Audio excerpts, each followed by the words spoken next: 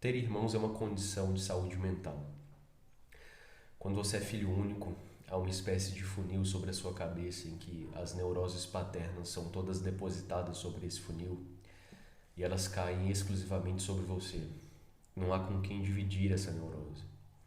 Quando se tem irmãos, então esse funil é dividido, então essas neuroses são diluídas, né, entre todos esses irmãos. E quanto mais irmãos, mais diluídas serão essas neuroses, né? Bom, isso é um ponto, mas há um outro ponto de beleza que é a devoção, né? Na irmandade, a devoção entre irmãos. A devoção no sentido de idolia mesmo, de uma admiração de qualidade de alguém que é superior a você, de alguém que é melhor do que você, né? Com mais perfeição do que você. E essa espécie de idolia, de devoção, é que é presente entre os irmãos, né?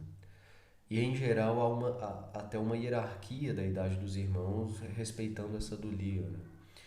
E é o que fica claro numa crônica belíssima que eu recomendo a todos, uma crônica do Gustavo Corsão chamada Quadros de uma Exposição, em que o Corsão narra que ele é filho segundo, né? Ele é o filho mais velho, seu irmão nasce primeiro, ele nasce como segundo filho, e ele narra essa espécie de devoção que ele tem ao irmão mais velho, né?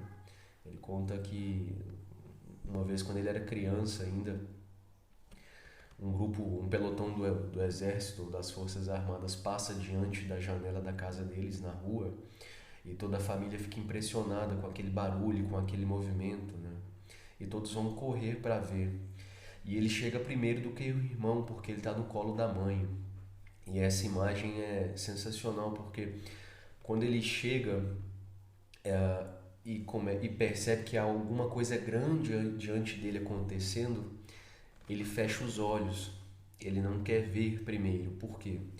Porque ele devota ao irmão a importância de dividir as coisas que têm valor. Então ele fecha os olhos e chama o irmão para que o irmão chegue primeiro e primeiro veja, para que só assim depois ele possa ver e compartilhar com o irmão aquela imagem que ele está observando. Então essa crônica assim, ela narra o aspecto de devoção que os irmãos têm entre si. Em geral, os irmãos mais novos têm uma devoção maior do que os irmãos mais velhos, né? Segue essa hierarquia. E por fim, para complementar e para dar um valor transcendental a essa imagem, né, de devoção do irmão mais velho, o Corsão faz uma faz uma espécie de narrativa de como seria a morte dele, né?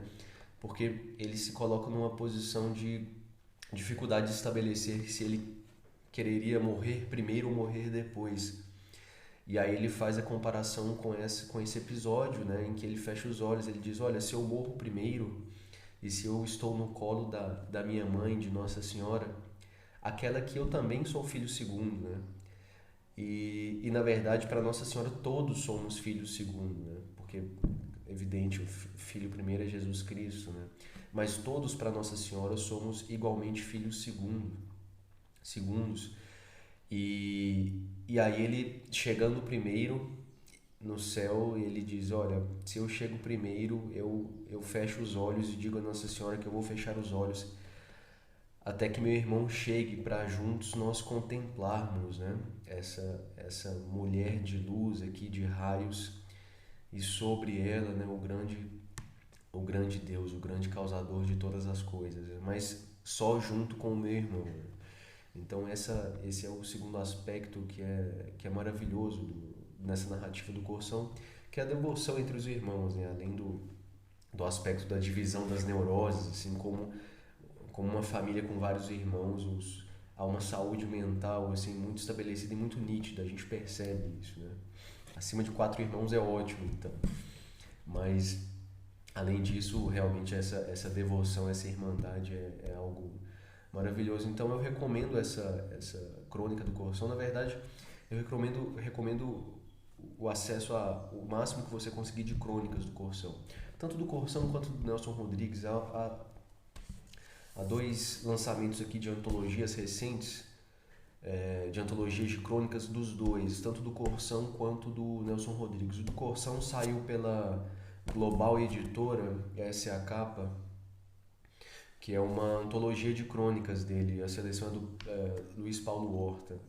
Do Nelson Rodrigues não é só de crônicas, tá? Tem teatro e tem contos também, mas as crônicas do Nelson são também maravilhosas. No século passado, acho que ninguém conseguiu captar a essência do cotidiano brasileiro quanto esses dois, Gustavo Corsão e Nelson Rodrigues.